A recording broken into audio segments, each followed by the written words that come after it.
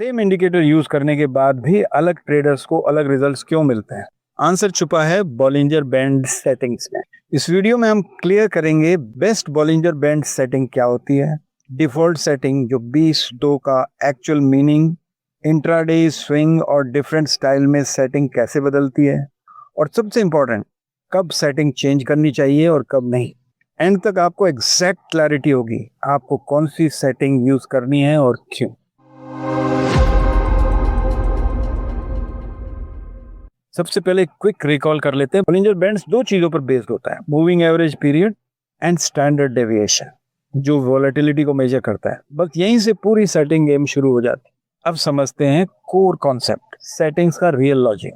Part 1 है default setting. 20-2 का मतलब है डिफॉल्ट सेटिंग होती है 20 पीरियड मूविंग एवरेज और 2 स्टैंडर्ड डेविएशन। इसका मतलब क्या है? प्राइस का मेजॉरिटी मूवमेंट इस बैंड के अंडर होता है। ये बैलेंस सेटिंग है, ना ज्यादा टाइट ना ज्यादा वाइड। लेकिन ट्विस्ट यहाँ है, डिफॉल्ट सेटिंग कॉमन लेकिन परफेक्ट नहीं है हर सिचुएशन के लिए। Part 2 tight versus wide bands. अब इंपॉर्टेंट पार्ट देखो, tight bands low deviation, small period, bands price के पास रहते हैं, सिग्नल्स जल्दी मिलते हैं लेकिन फॉल्स सिग्नल बढ़ जाते हैं। वाइड बैंड्स में क्या होता है, हाई डेविएशन रख लो या लार्ज पीरियड रख लो, बैंड्स दूर होते हैं, सिग्नल्स लेट मिलते हैं लेकिन रिलायबिलिटी थोड़ी बेटर हो जाती है। मतलब fast signal equal to more noise, slow signals equal to more clarity. यही बैलेंस ढूंढना पड़ता है और यही लोग गलती करते हैं। रैंडम यूट्यूब वीडियो देखकर सेटिंग चेंज कर लेते हैं लेकिन रीजन नहीं समझते। सेटिंग चेंज करना इजी है लेकिन सही सेटिंग चूज करना स्किल है। Part 3 intraday versus swing setting. अब सबसे प्रैक्टिकल सवाल, Bollinger band setting for intraday क्या होनी चाहिए? इंट्राडे ट्रेडिंग फास्ट मार्केट होता है, lower time frame, quick moves, इसलिए कुछ ट्रेडर्स यूज करते हैं 14-2 या 12-2 ताकि बैंड्स फास्ट रिएक्ट करें।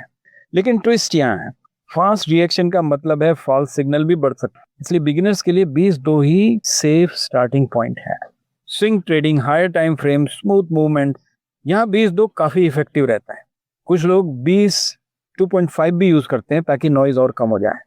स्कैल्पिंग, अल्ट्रा फास्ट सेटअप में सेटिंग्स और भी टाइट हो सकती हैं लेकिन वो हम अपकमिंग स्कैल्पिंग वीडियो में डिटेल में देखेंगे।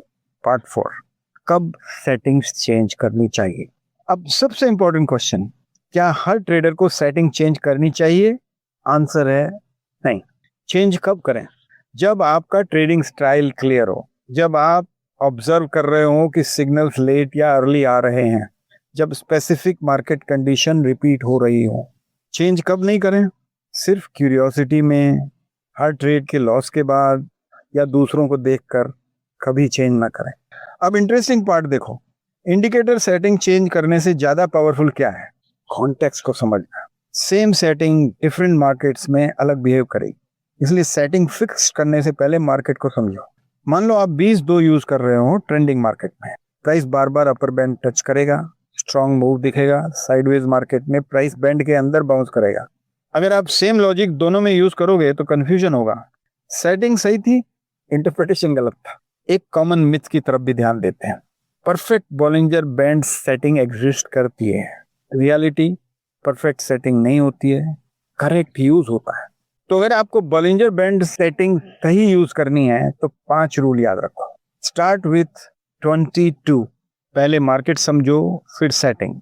Tight bands equal to fast but noisy, wide bands equal to slow but stable.